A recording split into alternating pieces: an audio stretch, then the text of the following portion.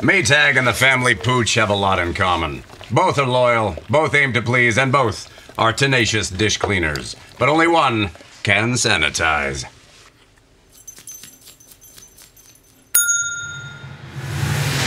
Maytag, what's inside matters. Maytag Appliances, now available at more furniture in Ephrata.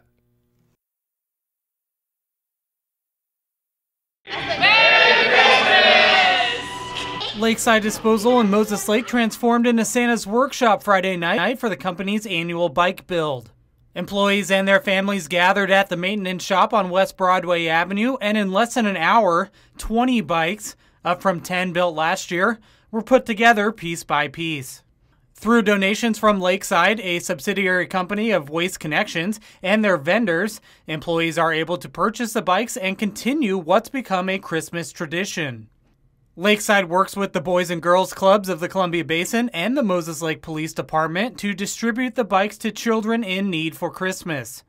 While this is Lakeside's fourth annual bike build, Waste Connections has held the event nationally for more than a decade, donating thousands of bikes.